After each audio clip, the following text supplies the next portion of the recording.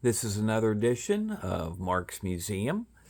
I'm going to discuss some of my pictures that I have on the wall here. The first wrestler is Ricky Starr, who was a major wrestling star back in the 1950s.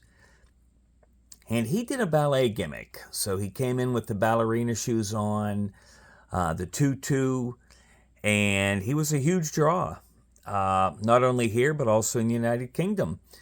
And don't let the gimmick fool you. He was a very accomplished amateur wrestler. So if he wanted to hurt you in the ring, he certainly could.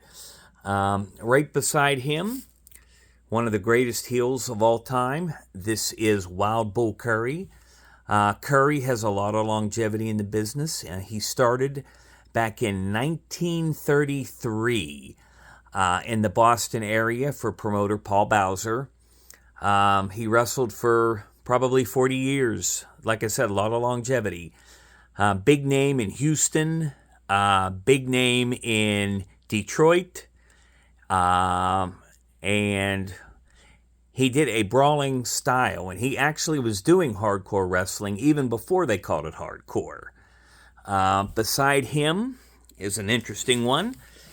This is Pampero Firpo, and if you're wondering where Randy Savage got his mannerisms from, oh yeah, he actually got them from Pampero Firpo.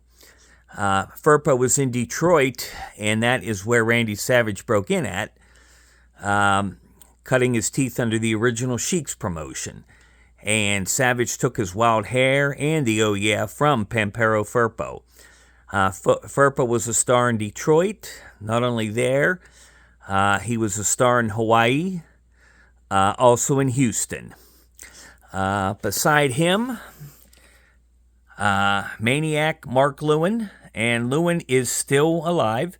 I think he's in his 80s now. Lewin was a wrestler all over the world. Big name in Australia, big name in Hawaii, and like I said, he was a star all over the world. And he actually is currently the oldest wrestler still living that actually headlined Madison Square Garden. And that is another episode of Mark's Museum.